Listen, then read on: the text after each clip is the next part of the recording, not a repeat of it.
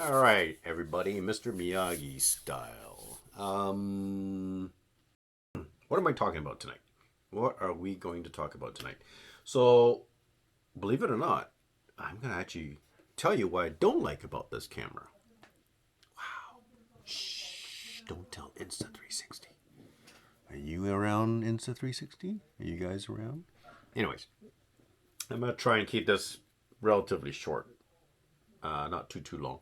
What I don't like about this camera, and I wouldn't say what I don't like about it, is what needs improvement. How about that? I don't like to be the negative guy. There's enough negativity around for this camera. I don't need to be in that category. First and foremost, the obvious, the lens guard. So I don't know if you can see it here. So if you look at the lens on the, it's actually flush, and I'm not sure why they did this, because I always put my camera this way on the table or surface because of the screen at the back. I don't like putting it back this way.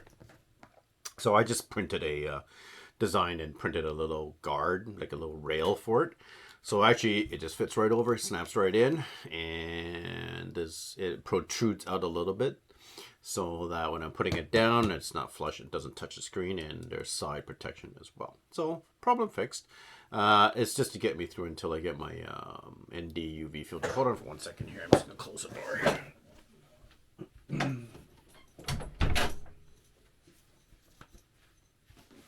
Like my t-shirt.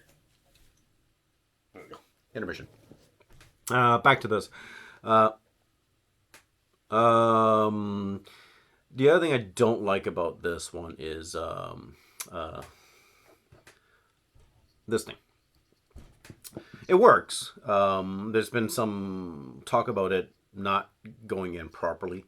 There's a trick to this, and it actually shows you in the manual how to do this. You know, guys, if we don't read our manuals, right, and then we pay for it later on. I actually read the manual.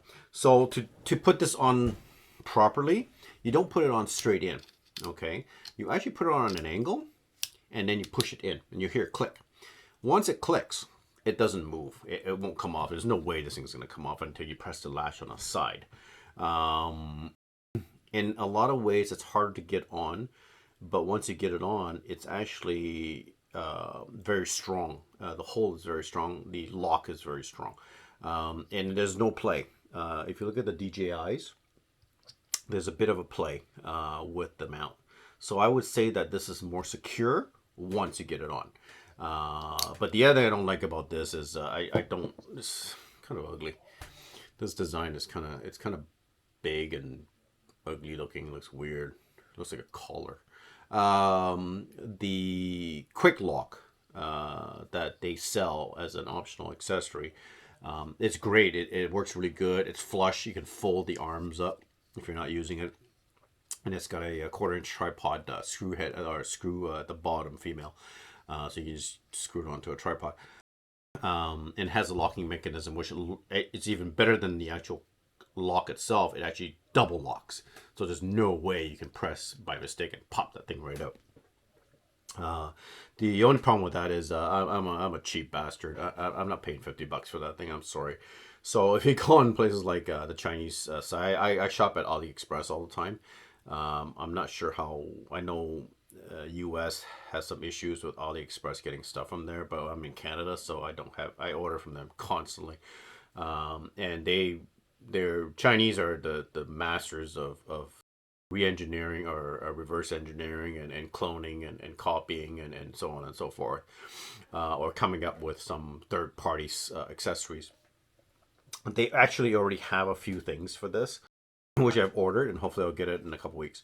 First and foremost, to protect this even more, I'm really paranoid about protecting my stuff. If you look at all my stuff, I have like too many cameras, way too many, and they all very clean. You're you're seldomly gonna see scratches on my camera or nicks or dents or anything like that. I'm very careful with it. I don't like scratches on screens, even on my phone, anywhere. My OCD kicks in and I just kind of go wonky. And I've never ever broken one of my lens guards in any of my cameras. So that tells you that if you're careful, and I do a lot of sports. It's not like I'm sitting in my basement just filming with these things like some of these reviewers. I actually do quite a bit of sports. So to name off a few things that I do, I bow hunt. Excuse me, I'm just gonna have to make tea. I bow hunt, and I'm hunting on a tree. I don't ground hunt. And my typical height on a hunt is about 25 to 30 feet up on a tree. So I have a climber that I climb up there. Believe it or not, I have my DJI with a case on it, and it's mounted on top of my bow. I crossbow and I do compound as well. So this time I had my crossbow on my scope, and I had to drop my crossbow from 25 feet up, and my camera was on it. I managed to break the hinge part off, but the camera was intact. I had a cover on it, I had a cage on it, and the camera was not scratched whatsoever. I was actually quite surprised, and the bow was fine. Anyways, I kayak, I bike, I mountain bike, I ski, downhill ski. I scuba dive. This is one of the reasons why I bought this, was for scuba diving. Like I do all sorts of sports. I'm a big outdoors guy too. I do a lot of hiking, camping, and stuff like that. So I'm not using this in my basement. I'm actually using it out in the world, and sports with it. I tend to follow reviews that are more prone to my use. And I think everybody should do that as well. I have a real problem with people who sit in their basement and compare cameras, especially action cameras, because in reality they're not using it in the real world, in that environment, which we are buying it for. I would just as soon trust somebody who has got it mounted on their mountain bikes, even on their drones, on their skiing body harness, their helmet, which I'll be using on a dive vest. I've seen few really good scuba diving videos using this camera, and the images is amazing. At the very start. I've seen people put this on kayaks, canoes. I've seen a Tough Mudder go through this holding in his hand, and he's going in the mud and stuff like that. Everything, it survived just fine.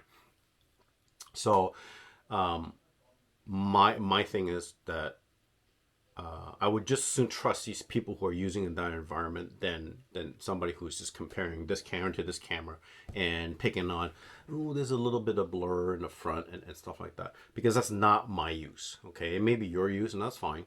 Go buy another camera, buy a different camera. My view is first person view, and 99% of my recording is past 4 feet in front of me. Now that may not be everybody, but at least you know the focus point of this camera and the limit of this camera in terms of a close proximity. So now you know, and that's my job, is to point that out to you, and also to point out if you need a workaround, there is a workaround for it. I already made my workaround. I've actually designed a new filter. I know I talked about there was a 72 guy who created a 72 millimeter, which is huge. I have a 72 millimeter diopter lens that I use for my SLR, but I wanted something that's a smaller profile. So in other words, this pops off, and I created this one. So this is a 43 millimeter diopter lens adapter. So it fits like this. I don't know if you can see it. So when my lens, I ordered the lens 43 millimeter +4 close-up lens, it's gonna pop in there, and I've got little ridges on the stuff that when you pop it in, it doesn't pop out. It stays in there, locks it in there. So that's gonna be in my gadget bag. The things that I find wrong with this is that, the things I don't like about this, and I think there's a lot of improvement. It's a relatively new camera, and I'm the kind of guy who, if I see potential, I'll wait and see what comes out of this camera. You're covered for a year for this camera, and within that year, you really have a lot of play and a lot of demands of the camera. Because in 6 months from now, if I don't see an improvement, I'm certainly going to talk to Insta360 about this camera. and voice my concerns and my complaints. And I hope they listen. If they don't listen, I have ways of getting rid of the camera. It's not an issue for me. But I think from the hardware that I've read that's in this thing, and if you have this, I know a lot of people are just reading and saying, well, this is no good, that's no good, I won't ever buy it. If you can actually get your hands on one, if you know somebody that has it, get your hands on one and use it. It's a nice camera. Like, it's like, I have GoPros and I have DJIs, and this thing is built nice. It doesn't feel cheap at all. It's just built nice. It's built like a tank. You know, even down to the flip screen. This thing is so strong. There's no play. There's no wiggle. The ribbon is actually rubberized. So built quality wise, I don't have a problem with this. How long that flip up lens is gonna last, and if I put enough weight on this lens, yeah, it's gonna snap right off. It's that simple. You know what? I won't use it. Keep it down. It's that simple. When you keep it down, it's just another GoPro, just another DJI. Okay? So it's a simple fix. The one thing I don't like about this, and I think a lot of people agree that have this camera, is the... sorry, I got a frog in my throat. Drink some tea. I'm gonna drink some water.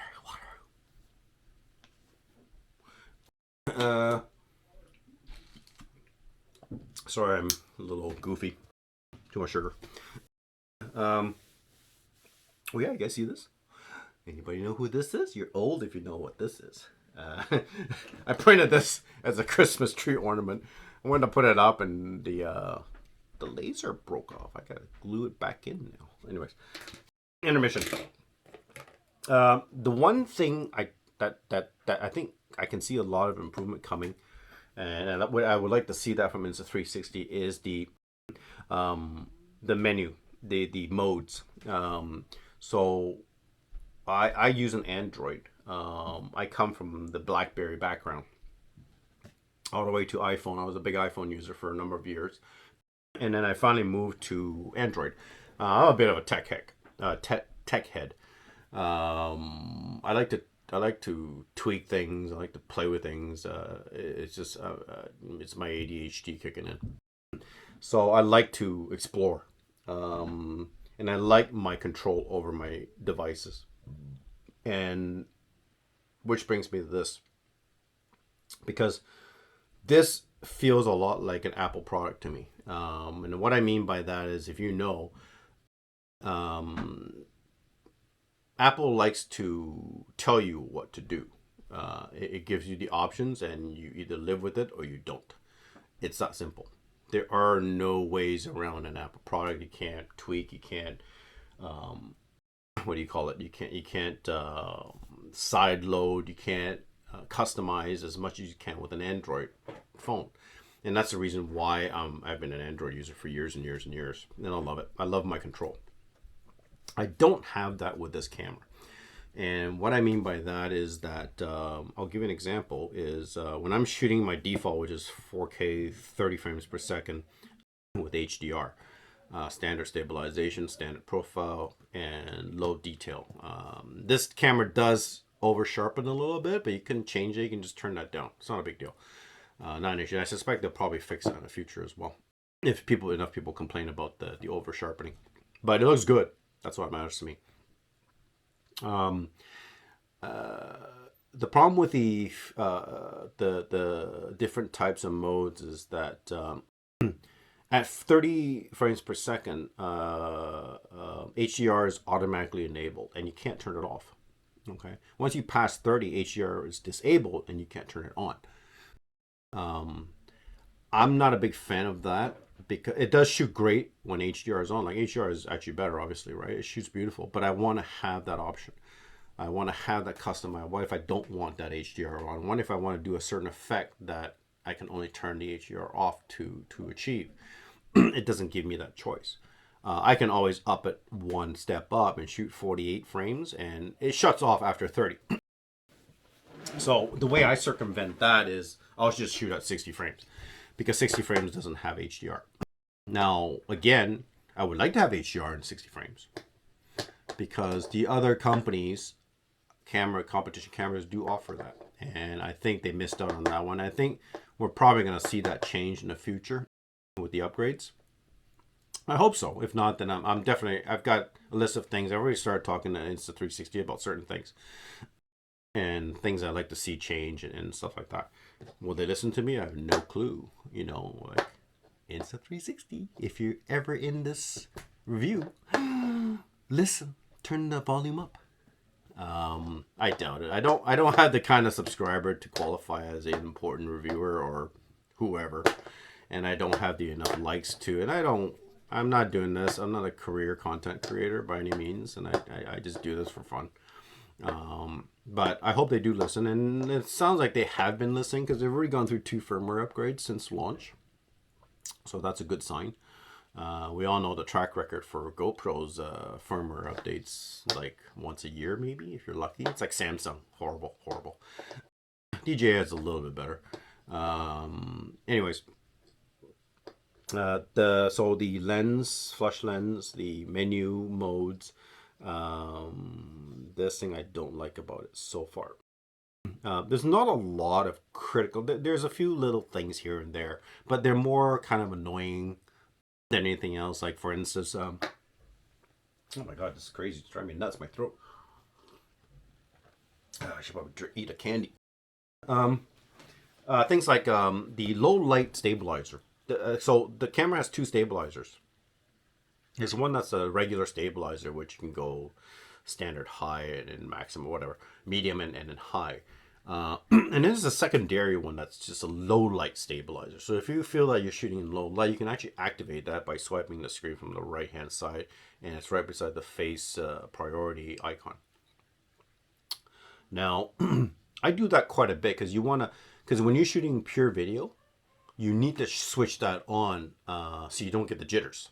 Okay, so it's weird. They don't, like, the pure video is great for low light, but then the motion is where that secondary stabilizer comes in, and they don't really tell you that. They say, I'll put it in pure video mode, it's fine. It is fine, but if you want that smoother motion, you need to switch that second low light stabilizer on. I didn't know until I found this out on my own, because my first video with this camera was horrible because I didn't turn on the stabilizer. Like, the low light looked great, exposure was good, but then it was all jittery. Well, some parts were jittery, like the DJI does right now. And when I turned it on the second night video I did, it was almost perfect. You still get the odd artifacts when you're moving too fast or you jerk. I think that's harder to kind of get rid of. DJI is basically like pure video, but doesn't have that low light stabilizer. Because if you look at DJI, it's actually really good in low light. I don't argue with that.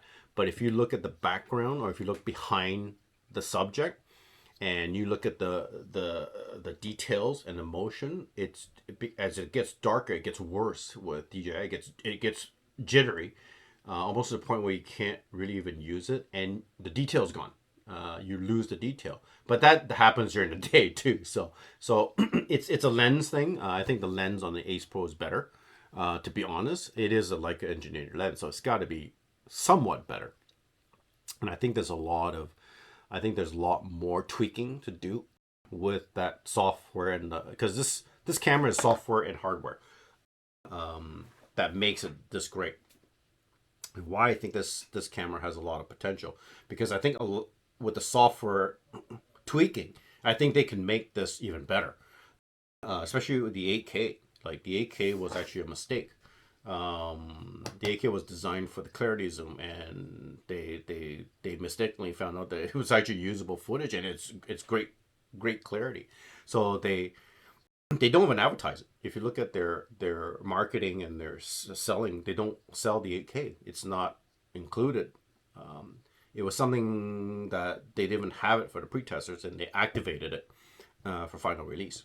So, anyways, I think I'm going to keep an eye on the 8K, because I did shoot the 8K and it is clear. Some knucklehead came into one of their latest reviews and said, "Oh, I returned mine. The 8K looks worse than the 2K." I'm like, what? So in other words, you didn't have the camera, you're BSing, because I know for a fact having the camera, and I've compared the 4K and the 8K. The 8K is hands down clear. There's even a guy who did a review just recently, and he did an 8K 4K comparison, and he zoomed in, and there was a sign, and you couldn't really read the sign on the 4K, and it was clear on the 8K. So that just proves that it is clear, and it does look clear too. I know because I've shot in 8K and I've looked at it in 8K. Anyways, long story short, another one hit wonder guy jumps in and says "Bleh," and it jumps out. So that's the other thing I don't like about it is the modes and pure video mode. Somebody was asking about pure video mode being enabled in other modes. Unfortunately, no, because pure video mode is actually a mode. It's actually a shooting mode. It's not a feature you can add on, enable on another mode. Okay. So when you swipe through the different modes, pure video is one of them, next to like time lapse, time warp, or what is it? Not time warp. Blah, blah, blah, just put it on here. Sorry. So when you swipe, you'll see all the modes here. There's photo, video, pure video, free frame. There's time shift. Sorry. Time lapse, slow motion, loop recording, the star lapse, which is one I want to try. I think that's going to be cool. Burst photo, which is cool. I tried that. It's like it takes 30 frames like quickly. HDR photo and you can go photo. So HDR photo is only 12 megapixel, but shoots in HDR. Regular photo shoots in 48 megapixel sensor. So there's so many modes, and you can't activate pure video on like any of those modes. Pure video is restricted. So when you select pure video, it's in, let me just check. It's in 30 frame. You can only shoot 30 frames only in pure video, which is fine. It looks great. I'd rather have something in 30 frames that's usable than and nothing at all, or something in 60 frames that's not usable. Because in all the comparison and reviews that you've seen, the GoPro, it's not even in this category. They can't even compete with DJI or Ace Pro. So right off the bat, this selling as a low light shooter is already proven that it works. The GoPro's not even, I'm not going to go there. You take a look. The DJI is a strong contender. DJI has the same sensor, but it doesn't have the 5 nanometer or nanometer processor to back up the stabilization. That's when it fails. It looks good like DJI when it's low light, but once you get darker and darker, and just keep an eye on the motion further away and the detail, it starts to lose out, and that's where this comes in, and that's where this wins, right? You can only shoot in 4K, 30 frames per second, and 16:9. You can go below that, so you can actually shoot 2.7K as well as 1080p, and 30 frames max. Okay, they don't go. I would love to see pure video in a 60 frame at 4K. That would be cool. The other thing too is that the video mode, yeah, it does go up to 120 frames, but then you don't have HDR. HDR is only enabled at 30 frames and below, nothing more than that. I would love to see HDR in all of the modes and all the frame rates. That would be cool. I would love to see a 30 frame or 60 frame in 8K. If they could put 60 frame in 8K and it looks good and it works, man, this would be on top. This would be on top. This would blow both of those cameras away, even DJI. I'm sorry. 8K on a camera like this and shooting effectively, and it's already pretty decent on here. Can you imagine a 30 and 60K 8K on this? Oh my god, it would just be gorgeous. Unfortunately, we don't have the hardware yet to do it, to like our computers and stuff like that to watch it. But don't forget that we had the same problem with 4K, and look at where we are now with 4K. The other thing I don't like about this is there's not really a lot. The low light stabilizer. It's got a weird glitch, and I've brought this to their attention. I think they're gonna send it to their development team or R&D team. Is the low light stabilizer. So I think it's a battery thing. So when you enable the low light stabilizer, which is a secondary stabilizer for low light shooting, it's enabled. When you turn the camera off, like physically turn it off and then back on again, it switches that low light to off again.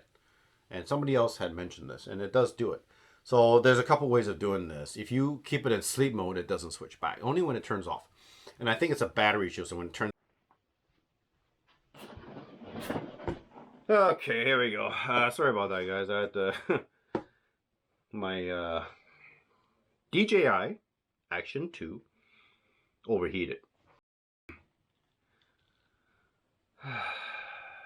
You know, this is such a cool thing, but it's just literally a piece of shit. $400 for this, and it just overheats. It's too cold. It's so finicky. It's hardly usable. And I love this thing. It's great, like, video footage. That quality. It's just almost unusable. It's brutal. And like this thing's hot. It's like you can cook an egg on it. It's brutal. Anyways, back to what I was saying. So I got a cage. I'm my second DJI now, so I still have my DJI Osmo, which is a great camera. Actually, I've been using this thing for diving for a couple years now, for a few years now. And I'll tell you that, man, this thing's never let me down. It's never overheated. It's never lost footage. It's never too cold to use. And this is why I got this, because it's relatively old. This is the original Osmo. So this is to take over the DJI Osmo. And I'll still use the DJI Osmo for a secondary or a backup camera for diving and stuff like that. So, but anyways, back to this with the modes.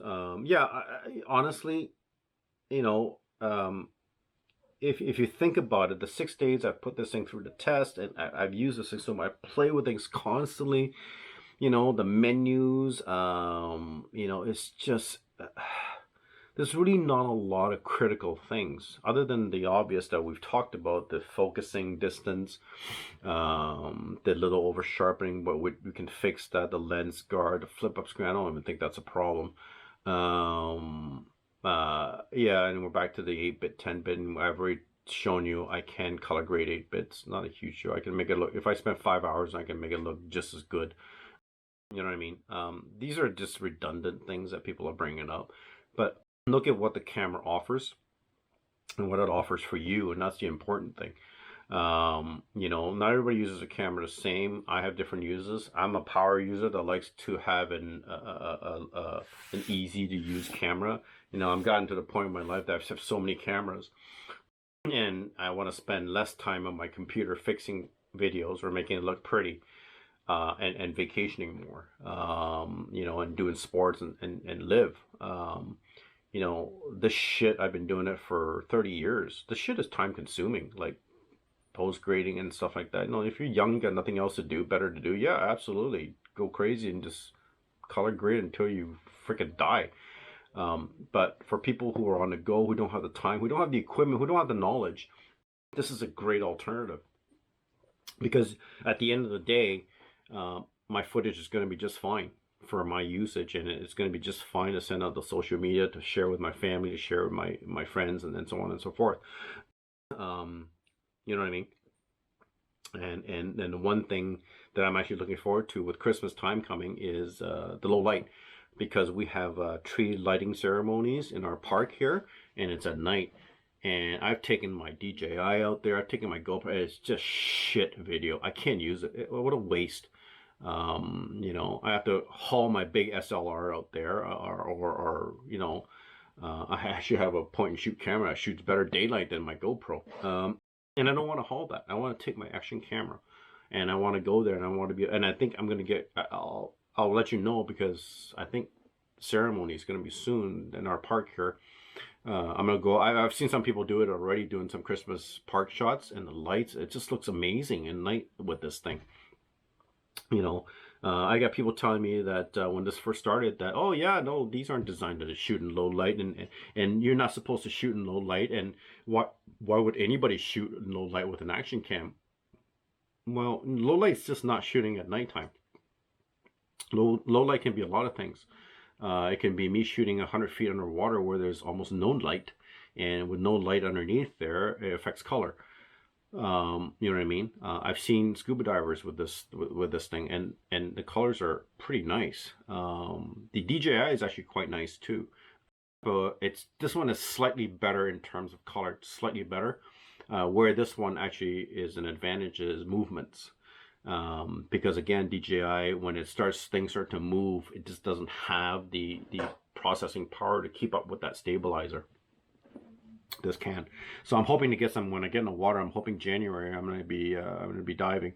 It'll be good to see what kind of footage just comes out. I can't wait. Low light, a lot of mountain bikers bike in dusk. I'm sorry. I know a lot of mountain bikers that only bike in the dusk because it's cooler, it's nicer, and it's prettier. I do. And people who hunt, like I said, I'm a hunter. I hunt in the afternoon. Mine, I don't, we either hunt early in the morning or we hunt in the afternoons, right? So either sunset or sunrise. And both of those times are low light. So yeah, absolutely, this would be a total advantage of that, right? There's been times where we kayak and the sun is starting to set. I've done that, and this would be perfect. Imagine on a kayak and shooting a sunset with this thing. Man, that's going to be wild. So I can't wait. So those are the things. You can't simply say that we don't use it for night. We have a device now that we can actually shoot at night. Think about that for a quick second. It's opened up a whole plethora of shooting environments for everyone, even the enthusiasts, right? And for the normal Joes walking down the street, hey, I got a camera that I can use during the day. It's going to give me good footage, and then I can shoot at night instead of giving me good footage. And the funny thing is, it's one of the things we ask most of with Action Cam, and somebody comes out with it, all we do is pick on it and just destroy the camera and discredit it. And that's what upsets me about all this, right? You can't, of all the stuff that people say, you can't honestly say this is not a good low light shooter. It's been proven time and time and time and again. And the funny thing is, we have people who have devices that can't even shoot low light, nitpick the low light details of this camera. Like, seriously? Are you guys kidding me? That's really sad that you would do that. Because your camera is shooting low light, but you're gonna pick on a camera who can, but you're gonna pick on the little detail here or the little detail there. Come on, guys, really? That's ridiculous. Anyways, enough of that. I've ranted out that a while before. Yeah, no, it's you know what? Hands down, people are asking me that, are you gonna keep this camera? And I've even said that, I have 15 days to return this, and if I don't like it, if something drastic happens, it's going back. But so far, I haven't found anything. Just these little things that I think will be fixed and can be fixed. It's more convenience and more than anything. The mode thing, I would like to see a little bit more play, a little bit more customization, a little bit more control of those modes, right? And I think that's going to come. And I think there's a lot more coming for this camera. There's a lot of potential for this camera. To see some better updates or fixes. Screen wise, one thing I really love about that. So people are asking me, are you going to keep this camera? Yeah, I think I will. To be honest with you, I got 5 more days, but I'm pretty sure unless something critical happens, I'm really liking this. Like I'm finding myself constantly playing with this thing. Not because it's a new camera, because there's so much things on this camera that are fun to do, like the in-camera editing. Yeah, people are making fun of the AI warp. You know what? It's gimmicky, but it's really fun. Like, unless you play with it, you can't just sit there and say, "Oh, it looks stupid" or whatever. Even there's a guy on there who doesn't really like this camera for some weird reason. He's a little bit up there in terms of his standards, but he just did a video in the AI warp. And he actually, from the looks of it, I think he actually enjoyed the AI warp, even though he kept putting it down. But it seems like he's having a real fun time, and that's the point. It's AI warp. It's for fun. It's not for anything serious. It's a feature that you can entertain kids and stuff with it. So if I need a good laugh, I'll just jump on AI warp. It's hilarious. You can get some weird results, and and I've spit out my coffee a few times from the results. It's kind of funny. I just hope they don't take it away. They're changing it. A lot of people are saying you have to pay for it. You don't. To clarify that, right now it's unlimited use. I think you can do as much as you can, and it's 90 per month. So they're going to restrict that in the new year. So it's going to be sorry. So what they're doing is instead of unlimited a day, I think, to make the AI warp animations, I think you're allowed 3 a day, and that's it. If you want to do more than 3 a day, then you have to pay a subscription. No big deal.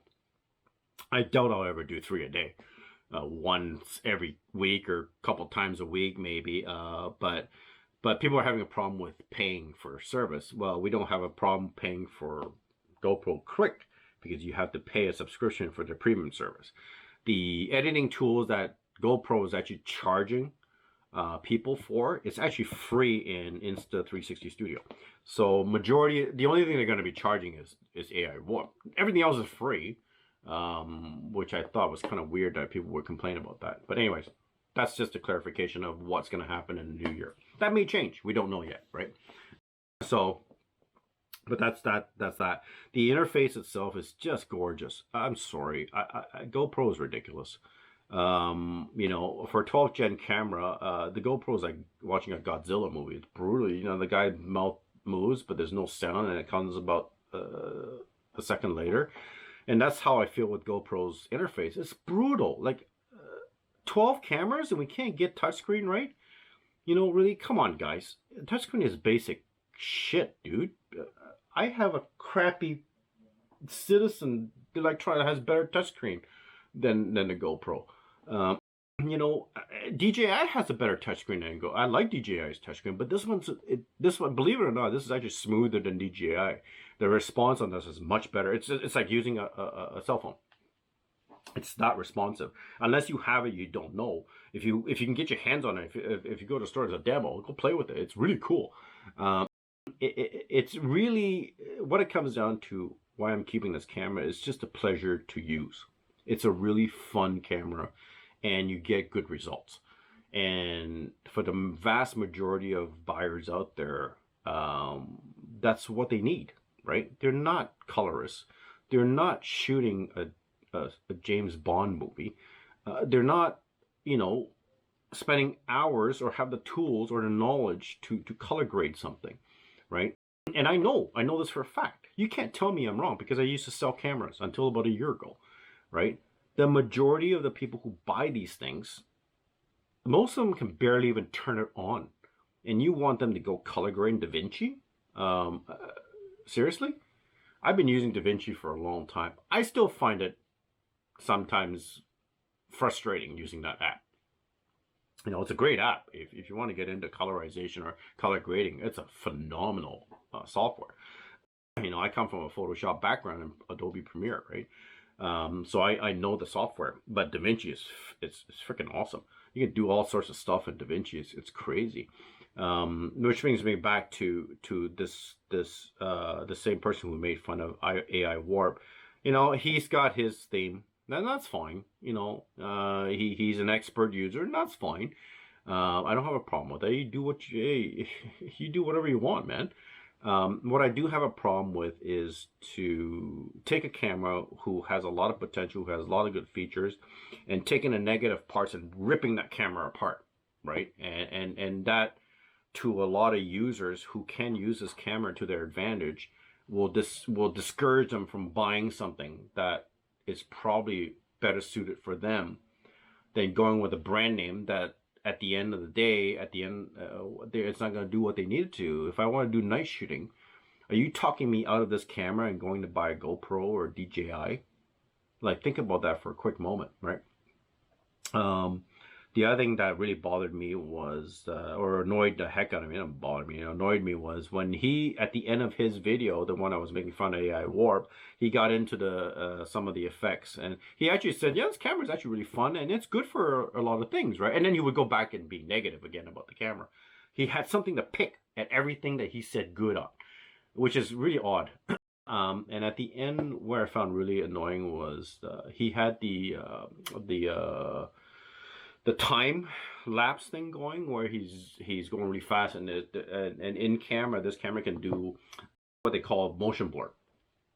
So it looks like you're doing a warp, which is really cool. You can do it from the camera to the phone and just send it to social media and be done with it, right? And it's not easy to do for any end user out there, right? Or beginner user. And this really got me because at the end he said, yeah, it looks kind of nice. It's a great effect, and Ace does it really well, but I could do it better via DaVinci Resolve. See, that bothers me because he just took something good and knocked it out of the park, saying that he could do it better, but using a software to do that better, which you require a cost of the software, the hardware to do any type of video editing, post editing, the knowledge, and the time. So he just took 4 points and just discredited the ease of use for an end user who has none of those 4 points, and he just wrote it off, right? So we see a lot of that happening with these reviewers and these people who are more expert. And you know what? It's great that you're an expert user, but this is not a camera for experts. Okay, it gives near professional quality, but it's not a professional camera, and I knew that from the get-go. And I don't in any of my I don't think it's a professional camera by any means, but it's a different audience. And that's the point of this whole thing. And I'm rambling on again. Sorry. So those are the things I don't like about it. There's really not a lot. I'm sure I'll find a couple more things as I keep playing with this in the next few days. But I'm just kind of dipping into all the special modes now, like the time lapse, the slow motion, and all those features. And so far it's been pretty good. I just did a time lapse and I just looked at it. It actually turned out really good. But I'll get better at it as I go.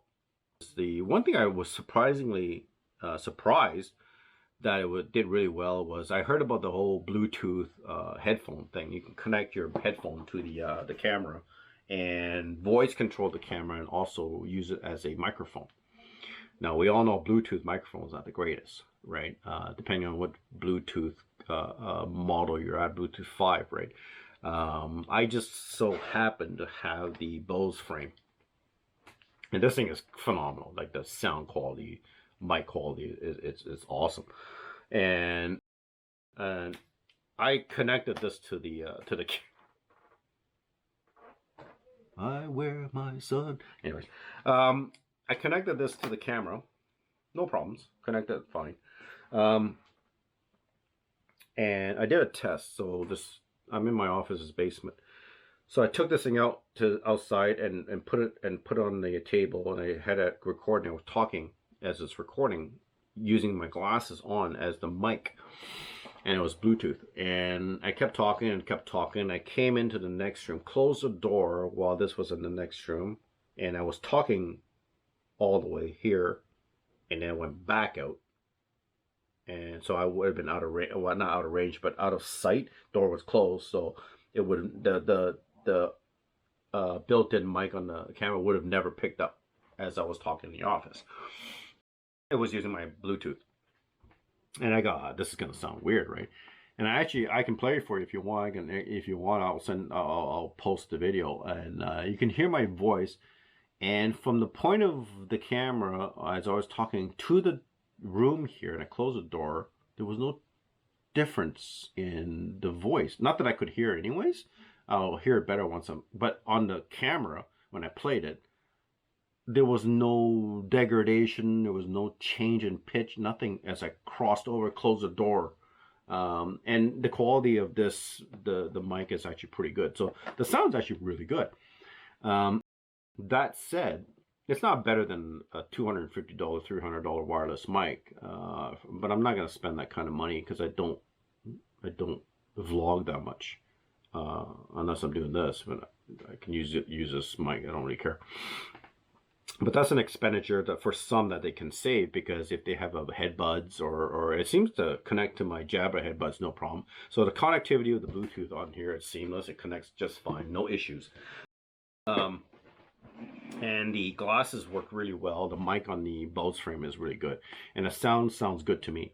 But to have that feature, it's kind of cool. that you can use your headset or your glasses as microphone.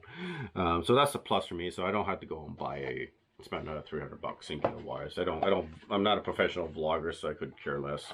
But those are the glasses and they work. Anyways, ooh, look at my. Yeah, that's one thing that I really like about this, and it worked really well. Other than that, I can't see. I have a few more days on this, and I want to play with it a little bit more.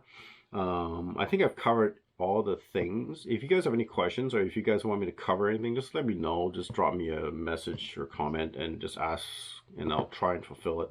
I think I got everybody's requests so far. But yeah, I really love this thing. It's just a fun camera to use. It really is. And I'm going to be honest with you. I have a GoPro, I have a Sony, I have a Contour, I have a DJI, and none of them are this fun to use, to be honest with you. But yeah, anyways, I'm done. Thank you. If you need anything, let me know. Peace out. Respect. Ciao.